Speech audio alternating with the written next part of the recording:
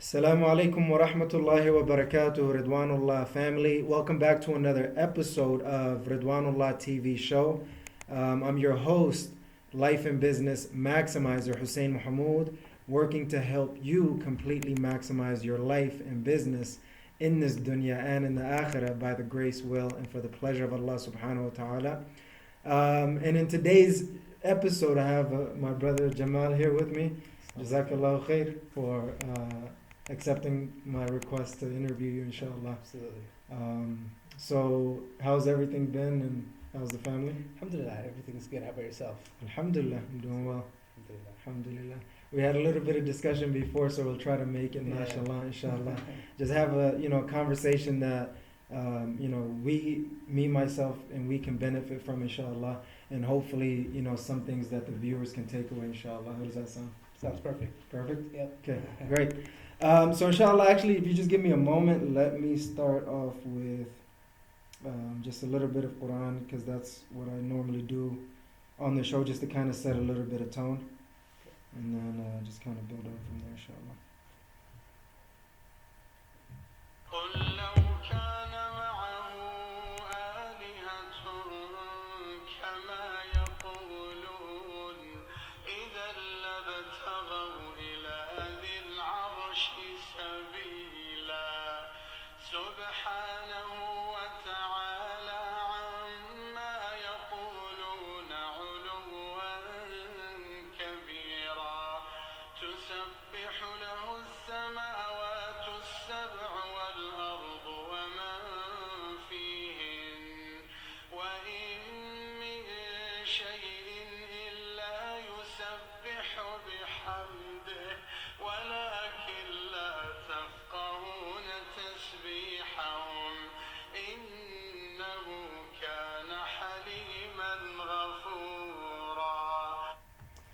Alhamdulillah. So, what are you looking forward to in this interview? I know that's going to be a left-fielded question. Yeah. But what do you hope to get out of this interview, inshallah? Just to be able to, impart some of my experiences and help whoever, can learn from those experiences, essentially. Inshallah. Yeah. That sounds great. I'm excited for that. So what we're going to be talking about is basically, the career path that you took, and some of the higher education routes that you took as well, and a little bit more. There's going to be some questions fit in here and there, inshallah. Okay. So let's start off with where you are right now. What is the current job that you have, and how did you get it? Yeah, absolutely. So I work for a company called Dimension Renewable Energy, and I'm the interconnection manager. So at Dimension, we specialize in developing land for community solar and commercial and industrial solar projects. So we operate in states like New York, Maine, California, Massachusetts. So kind of all over the place, but mainly focusing in the Northeast. Yeah. So my job particularly, I handle the process of connecting the solar panels to the utility grid, Okay. and interfacing with utility personnel. Okay. Yeah. So in terms of how I got the job, so I started working in the solar industry early 2016. So I graduated school 2015, and then I studied chemical engineering, and as a chemical engineer, one of the career paths that almost all chemical engineers take is to become a process engineer. So process engineer mainly in the top industries are either oil, pharmaceutical, or like food processing. Okay. I didn't want to do food processing. Boring. Pharmaceuticals, super competitive. Probably one of the top-notch, jobs to have. And so you can imagine almost the super smartest kids are going to be there. I didn't think I fit that category, and I didn't want to get a PhD. You also need a PhD To be able to get into there. Yeah, a lot of people have PhDs in that field. And then the other is oil, and oil is relatively easy. All you need is a bachelor's degree. Yeah.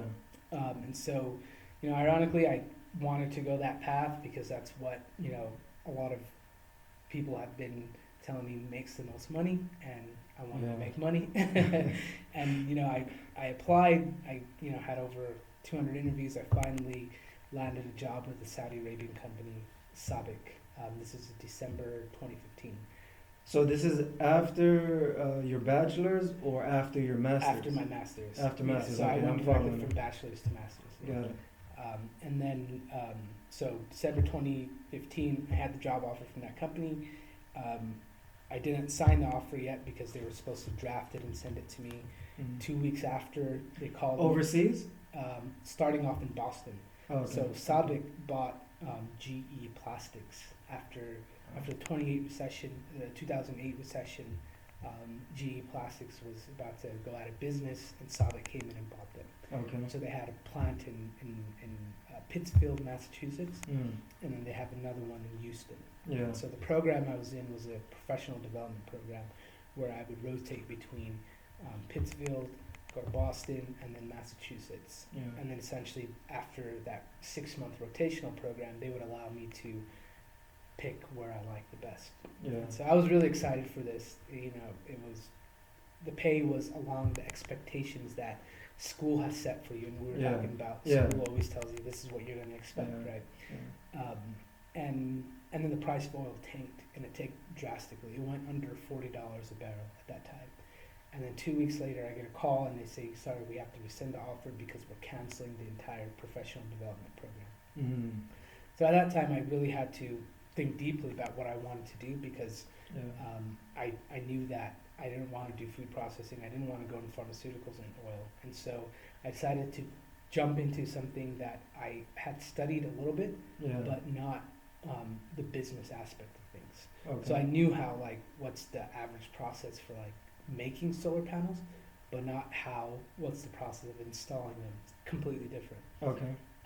And so Yeah. I applied for an entry-level position at Solar City, making $12 an hour, Yeah. and my whole job there was to file about 50 applications a day of just customers' names and addresses, boring stuff, Yeah. right? Yeah. Yeah. So Getting your foot in the door. exactly, type of thing that you getting your said. foot in the door. Yeah. And Yeah. so I figured out a pattern, and that pattern was all the data that I'm getting is a copy and paste from our database, right?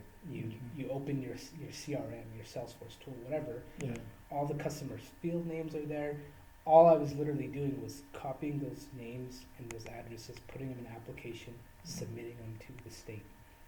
And so I wrote an algorithm that literally goes into the database, populates the application, Yeah. and I can do 50 in less than 10 minutes. And so I was able to Huh. get my bonuses. So our bonuses were tied to how many applications you make. So you're just basically getting boatloads of stuff just sent out through. Exactly. So Yeah. my average application submittal rate went through the roof. The average person was 50. I'm at 5. Wait, so you have coding background?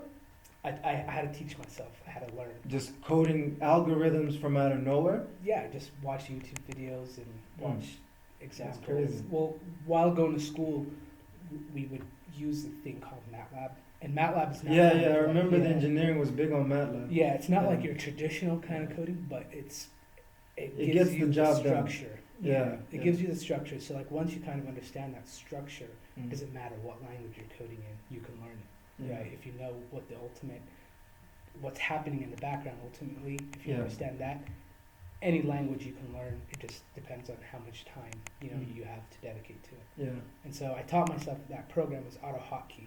It wasn't like a super Yeah, we code. used that too. Yeah, it I'm was just familiar with it. it was something kind of basic, and it would just literally do the same thing you're doing. It would literally copy and paste. Yeah. Then we had a SQL in the background, getting all the data. It was very smart to even Yeah. have that idea to think like that. So. Well, my bosses thought so too. Actually, my immediate bosses didn't think so. So my supervisor, Yeah. when I first joined, and it's something about a lot of people will probably experience. Mm. I was super overqualified for this position. Right. Right. And so my supervisors, they didn't even have high school diploma. Yeah. And when they would see my resume, they would always make stupid jokes like, "Oh, here's the master's guy." or Yeah. whatever. Yeah. So you can In the workplace. in the workplace, yeah. Yeah, And yeah. so I just let it be. And when I started, I wanted to show them this. It can help. And they were like, "Oh no, that's stupid. Just fill out your stuff." I'm like, "Cool." And then another thing was, Google Sheets. They never heard of Google Sheets. Yeah. I heard, this is weird that I remember these bits and pieces that you're telling me. Yeah. This is crazy. Yeah. This is crazy. Okay. So our job, we would get a spreadsheet every day in the morning. And the spreadsheet showed how many accounts we have to process every day. Yeah. Now, if you email me a spreadsheet, I email you a spreadsheet, like 10 of us are working on one spreadsheet, Yeah. how do you know which account he did and which? So we're probably doing duplicate work. Yeah. So my suggestion was like, let's just use Google Sheets. Yeah. And again, sometimes, your immediate bosses will probably be intimidated or something, Right. and not listen. Yeah. They didn't And listen. most people don't like change anyway. Exactly, Yeah, right? It's you get the stupid answer. We've always been doing it this way, Yeah, right? yeah. And so I was like, whatever. So I had my immediate team, like me and 3 other people. We started using Google Sheets. Our productivity went through the roof. We started using That's auto hot very posting. interesting. Yeah, and our productivity went through the roof on that. Yeah. And our director actually, I actually pitched it to him. So me and him, we started the same day at that company. The director of the department? Of the department, yeah. We Okay. started the same day. Yeah. And so I kind of had the opportunity to get to know him during our initial, HR training videos and all that stuff. Right. And so I just sat him down and showed him the video. And the first Which thing, video? not video. I showed him our algorithm. I put it on the TV. Oh, to okay, show okay. him how it goes. Yeah. My bad. The presentation. Yeah, the presentation. Right. There we go. And he loved it, and then within a week I actually was promoted and was taken off that team and was put onto another team where Within a week, you said? within a week, yeah. Well, I mean, within the course of 3 months of starting that job, I was promoted. But then within a week of presenting to Right. our director, Right. I was promoted to another job where I was able to work on commercial level projects and not just do mundane tasks and just do repetitive things over and over. This was actual critical thinking type of job. Right. And our director, after he promoted me, he fired my boss because she didn't allow her lower level employees to she didn't engage with them and accept their ideas or try to be innovative. And that's what Tesla is all about in Solar City. Right. Is it doesn't matter who you are. If you are the janitor and you have an idea and you present that idea to your boss and they neglect you and somebody else likes it, best believe there's going to be a price to pay. Gotcha. And so that's the type of culture that they had there. And I liked it, It encourages anybody to come forth with an idea. Right. And they'll reward you. Yeah. So then, Solar City got bought out by Tesla. I was there until about 2018, and I moved over to Vivint Solar, mainly because when Solar City got bought out by Tesla, Tesla wants to focus on building cars and not necessarily on, The installing renewable energy. And stuff. Yeah. They wanted. They're focusing on it now, but at that time there was so much pressure in the stock market from investors that they have to meet their goals for their cars first, and then worry about anything else after. Yeah. So our business slowed down. Our solar business slowed down a lot. And that's the part that you were working in? Yeah, that's the part that I was working, the commercial How side. did the Tesla thing, like the cars, affect your situation then? Did they take some people from resources from there to the other part? No, just money, right? So okay. at the end of the day, in order to get contracts, the you have to commissions spend of money. projects? Yeah, or you have, in order to acquire customers, you Yeah. have to spend money, Yeah. right? Yeah. So there's that cost of customer acquisition. Mhm. So they said, we're not going to spend any more money in marketing or hiring salesmen. So they completely shut down their sales department completely. So if you don't have sales, we are the engineering group. Yeah. What are we going to work on? Yeah. Yeah. So I would spend days where I had nothing to do, and I would just That's crazy. Google and learn about coding or learn about something else. Mm. And then I got to a point where I'm like, you know what, I need a job that's satisfying to me. And so my friend was working at Vivint. He told me about an analytics position, completely different from my current job. But Yeah. I was able to teach myself during those downtimes how to do SQL, how to do Python. And my friend knew that. Yeah. And so I went over to Vivint, doing a lot of analytics for them. But then at Vivint, I just didn't mesh with the culture. Okay. It was... What was about the culture? The culture was about being white, being Mormon, and being from BYU. Yeah. You don't match those three, you're not going to move anywhere. you know. Yeah. And I would get stupid stuff all the time. People, Mm. you know, this one kid would literally, every time he sees me, you know, in my office, he'll come, yo, yo, yo, Jamal, what's up, my man? And I'm just like, do I talk like that? You know how you like, Yeah, like, yeah. come on, man, I'm not what you think I am, essentially. And certain things that just rub yeah, me the wrong yeah, way. and it's called microaggression, right? And so they're Microaggression? Never heard of microaggression, that. yeah, where a person, you know, really isn't like intentionally doing it, but they're just so ignorant Mm. that they don't know that they're literally offending you. Yeah. And so you get that everywhere in Tesla. Not Tesla, but Vivint Solar. Yeah. Mainly because it's Utah, and a lot of Utah companies are like this Gotcha. because of closed, sheltered, you know, people Yeah. in the state. And so, and I, you know, get stupid questions like, hey, you know, you hear what happened in Congo today? I'm like, I'm not from Congo. Why would I know that? You know. Yeah. But so I left there because That's of that, crazy. and my boss, my former boss at Tesla, she left Tesla and was calling me for like 3 months saying, come join this new company, come join this new company. And I was only at Vivint for less than a year. And this is this company? This is this company. This is the boss that got fired? No, another one. So when I Okay, because I was like, something's not adding up here. Yeah. So when I was at Solar City first, right? Yeah. I was an incentive coordinator, and then I went from being an incentives coordinator to commercial utility interconnection supervisor. Yeah. And when I was promoted, I had a new boss in that role. Right. Mm. That director was still my ultimate boss, Yeah. but he looked over this lady. And then when Tesla bought out Solar City, they completely split up the two departments. They kept the residential. So when I first started, I was on the residential side. Yeah. So my previous director moved over to the residential side, and then my new director, she was solely for commercial. And so her and I, we became, you know, we worked really well together. And then when I left, she still stayed. She stayed for about another year. And she finally decided to leave.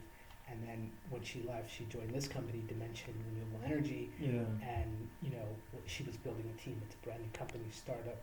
And it was started by, I don't know if you've heard of Sun Edison, but Sun Edison was one of the, you can call like the trailblazers of the solar industry. They were the first company to really, you know, mass install residential panels. They came up with Solar panels? solar panels. Okay. Yeah, they came up with the term, this thing called PPA, Power Purchase Agreement. It completely revolutionized, you know, and it made cheap installing solar panels, which is you don't have to pay the upfront $20,000 to install the solar.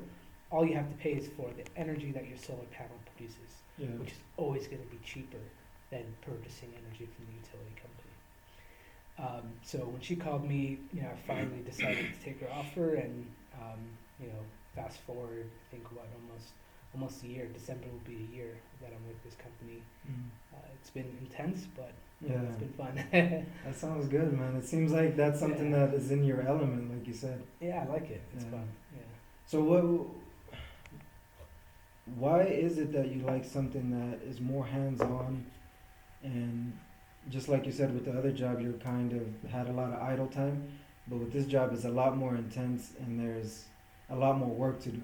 So what made you more attracted to that high intensity, high work culture rather than the other one, where most people are like, I'm getting paid reasonably, I might as well just, you know, just get going. Yeah, it's that satisfaction, and I think I first felt it when I was in college. That satisfaction being like, you know, imagine you're doing something that's so tough, and you're grinding, Yeah. and you see the fruits of that labor. It's literally addicting. Like when you see the results of your hard work at the end of the day, it's a feeling that you have to have over and over and over. It's 100% addicting.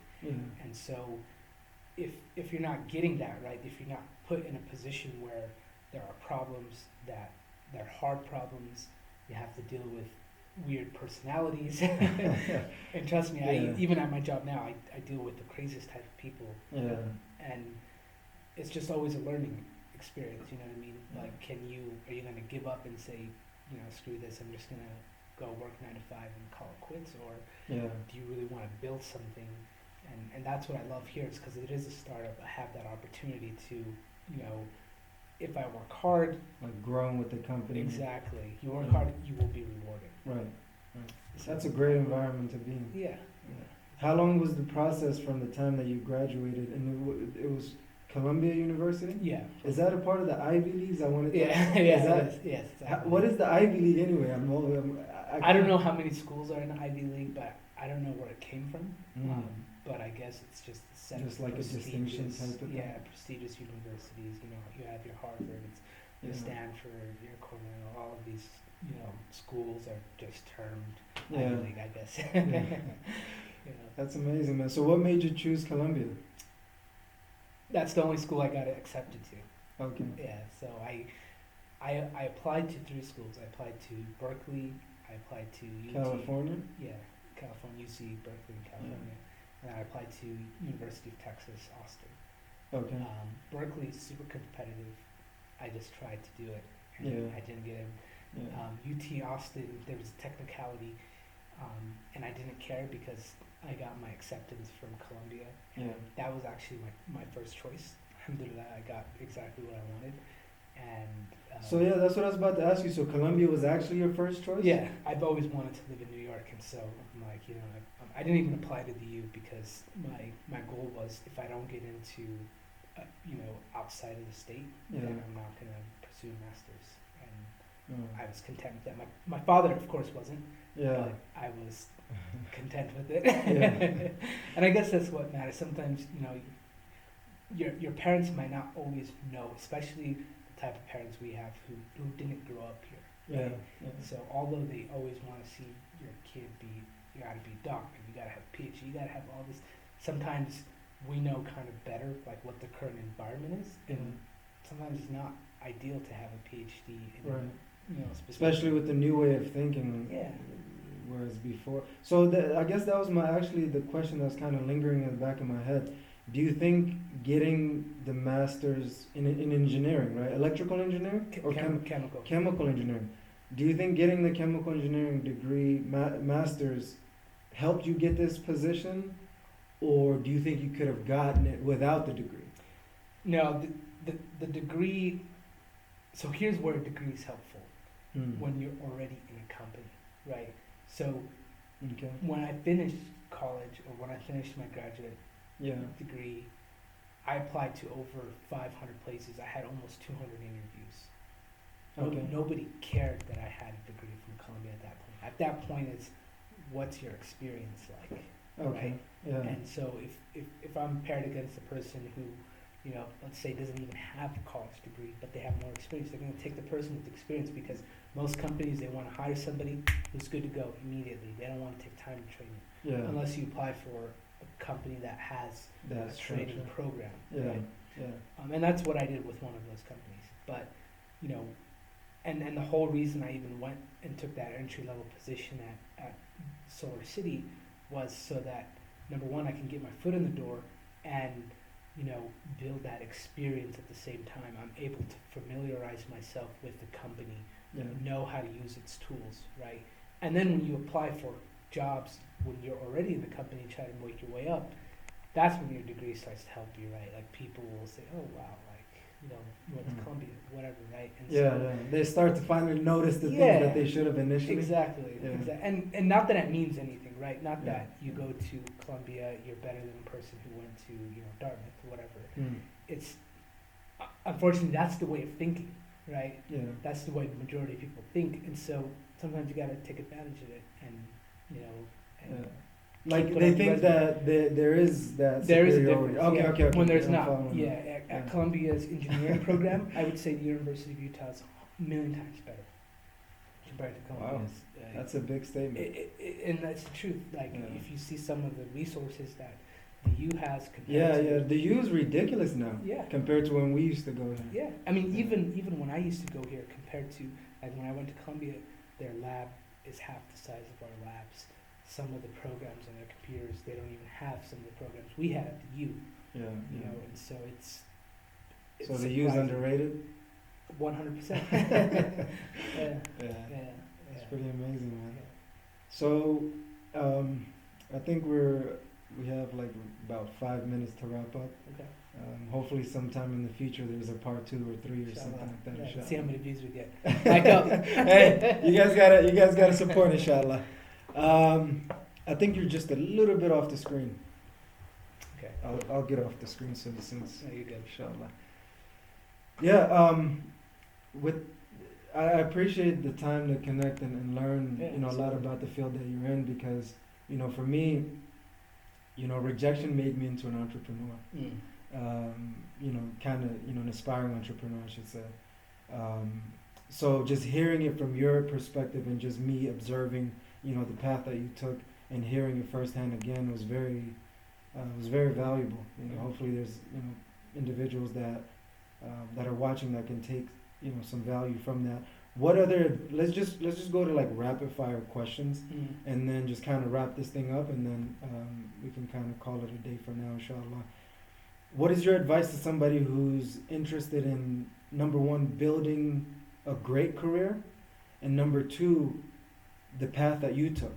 Yeah, patience and work hard. Okay. So, Simple but powerful. yeah, oftentimes you're expecting 50, 70, 80K starting, right? Yeah. Be realistic, accept what you can take. Yeah. That doesn't mean, apply for these super entry level jobs. Shoot for the stars, Yeah. and if you're not getting the star, it's okay. Start somewhere. Yeah, it's okay to start. Exactly. Yeah, It's okay to start somewhere. That's cool. Yeah. What else would you give? What other advice would you give them?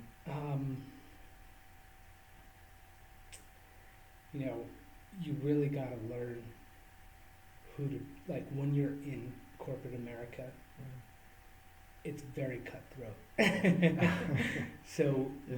you have to learn how to, number one, present yourself, how to talk to people, and I'm still always working on that. It's like, Yeah. I always get feedback from my bosses is that, like, you need to improve your public speaking skills, and you need to slow down when you talk. You need to talk this way. You need to talk that way. You just come with that raw passion.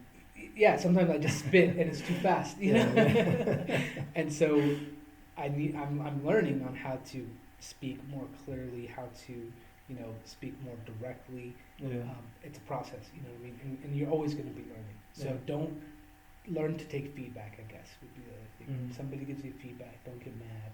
Say, I know what I'm doing, but take Just take it. And, take okay. it and work on it. That's cool. So do you think, because I know engineering is more focused on hard skills and rather soft skills.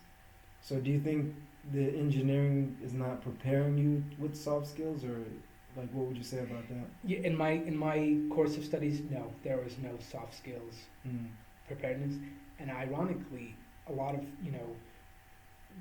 when I was looking for a job, I went to one of my professors and told him the problem that I was having, and a lot of people are putting their grades on their resume, Yeah. and my competition, I'm dealing with people who have 3.9s, 4.0s, and Yeah. I'm coming in with 3.0, Yeah. and so I was telling him, should I put this on my resume or not? And Right. he suggested don't put it on there because you're probably going against people who are top notch and amazing with these hard skills, right? These technical skill sets. Right. But he recommended that I showcase my soft skills. He was trying to give me confidence in saying that I'm a good people person. That'll outshine whatever else. Exactly. that Nobody they cares have. how smart somebody is. Yeah. Can you work with people? Right. That's what matters. Yeah. And that's what gets results. Exactly. Yeah. Exactly. That's pretty cool, man. Yeah. What was Jamal like when he was young in your childhood? Me? I don't know. I would say I love to cook. I was a fat boy. I was always That's in the crazy. kitchen That with they my mom. completely caught me off left field. I still like You it. still like to cook? Yeah, I try it. Favorite dish? Anjera. Yeah, right. You're kidding. Anjera khamir. Yeah. Wow. I can eat that. Subhanallah. Yeah. Okay. That's like I couldn't have guessed it in a million years, honestly. Yeah. Cooking and Yeah, I Okay. love to cook, and I don't cook as frequently now because I don't have time. But yeah. whenever I can, it's relaxing. You know what I mean? It's fun. Yeah. Okay. So going back to right now, when you said I don't have enough time, how much of your time is absorbed by your job, your work? In a week, maybe 60 hours. Roughly 60? Yeah. More or less on certain occasions? It depends. Yeah, it's kind of, it's a wave, and Yeah. so some weeks maybe I'll do 30 hours, right? Some weeks it's super busy and I'll have to do even more than 60. Okay. So it just depends on. But average 60? Average 60. Okay. Yeah. And a lot of it's not that it has to do with all my work, but it's just like, okay, you have work and that probably eats up 45, 50, and then the other 10 The meeting and the administration stuff? yeah, and then the other 10 is like just keeping up with the market, keeping up with articles that come out, just learning, Oh, okay. and I Just consider kinda that staying work. up with the Yeah, industry? yeah, staying up with the Personally, industry. or like while you're at the I usually do it like after 5, so like when I'm done, I'll stop at 5 and it's family time Yeah. until my son goes to sleep. Yeah. When he goes to sleep, then it's like, okay, I'm just gonna do an hour of research, maybe 2, then I go Yeah. to sleep, and then it's rinse and repeat. That's cool, man. Yeah. Seems like you have very strong boundaries too. You have to. Where did that come from?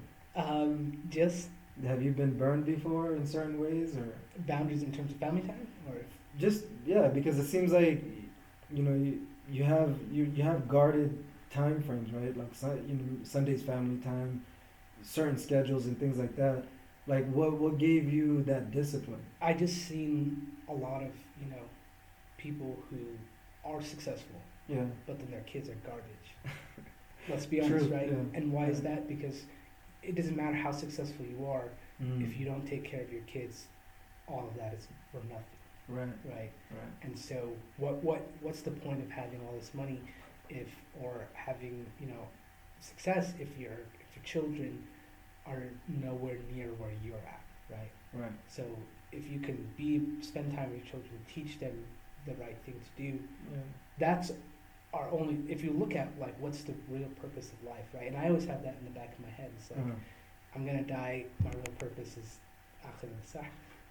So all this really doesn't matter. It's just like extra credit, right? All this meaning. All this career stuff and Oh, okay, okay. it really doesn't matter if you truly look at it from the Yeah. perspectives of the true meaning of life. This really doesn't mean anything. So it's more of your career fueling your life rather than your life fueling your career. Exactly. Okay, Exactly. I follow. Exactly. So I try to take care of the important things, and then everything else fits in, right? So I have to work in order to take care of my family. Right. So Do you ever struggle with the balance of the two? yeah, there are times like when I'm in periods of Intense 70, then this. I don't know if you've listened to Gary Vaynerchuk. Yeah. So and I hate this term too. He always says, Hustle or work? no, work-life balance. Yeah. There's no such thing, right? Yeah. So you're either all in your work or you're all out. And so I kind of use that approach, which when I'm working, I'm all in. Yeah. I make sure my wife takes my son, because I work from home. I make sure she puts him somewhere where he can't, like I'm always on the phone, Yeah. where he can't yell and people hear me, right? And Right. so I'm all in my work. When I'm out of work, I'm all into my family, right? I Yeah. put on my do not disturb on my emails, and I give them all of my time. Yeah. That's At least I try. yeah. That's amazing. That's an interesting perspective. Yeah. I like that. Yeah. Yeah. I don't think I've heard of like work-life balance, work-life integration, but I've never heard that. Yeah. Where'd you get that from? That guy, Gary Vaynerchuk. So. Okay. Yeah, Gary Vaynerchuk. He posts a lot of like really good, influential things on LinkedIn, and That's where you that's consume where I most heard of his it. content. Yeah. Somebody asked him how are you successful and also good at being a family man, right? And he Yeah. basically told him the truth, which is, Holy smokes. there's no such thing as like stopping work at 5 p.m. and like you just be all in your work and then stop when you can and then be all into your family when you stop. You can't be half and half. Wow. Yeah, that's very, very Yeah. powerful, man. Yeah.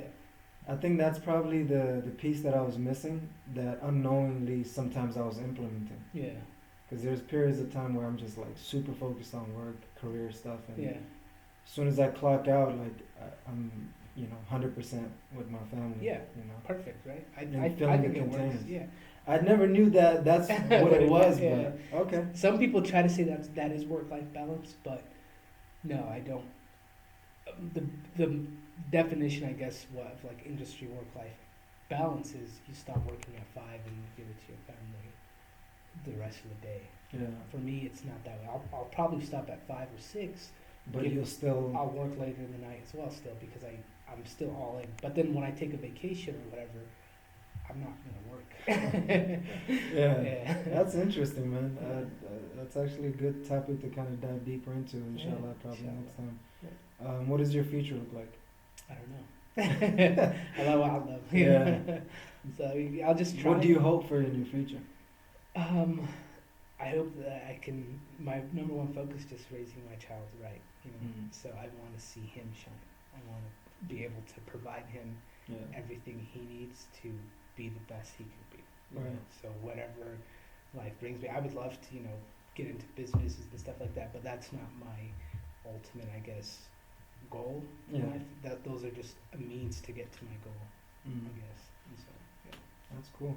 Last two questions, and there's plenty more, but we'll end it here, inshallah. What was the most, what was the happiest time in your career? in my career. So I would say the happiest time was when I was at Tesla and we were working on a set of projects in New York. And so as I mentioned, my job is interconnection, and interconnection often involves working with the local utility company to get approval to interconnect your system to their grid infrastructure. Yeah. Oftentimes that requires you to upgrade their grid infrastructure because it's so old Right. and it can't handle Yeah, voltage and the voltage, the energy essentially coming on. You have to put new stuff in there. And so the utilities in New York are a monopoly like everywhere else. yeah. And so they're kind of taking advantage of that because they didn't want to have to do all of this renewable energy program stuff.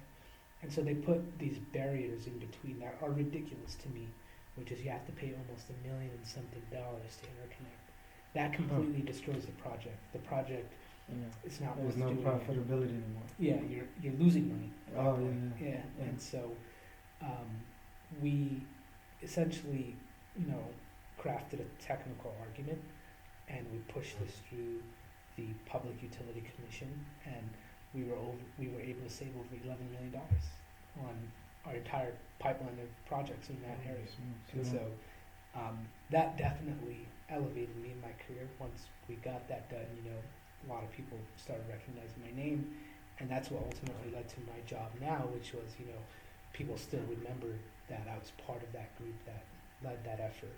And so now, I have the chance to do that again in new places, like Maine, for example. Now we have the same problem there, and they just did a new renewable energy bill there, and so we're working on opening the market there. Something to look forward to. Yeah, it's fun when you're able to save money and Yeah. accomplish something cool. That's amazing, man. Most painful part of your career so far? Ah, man. Most painful part. I would just say, dealing with.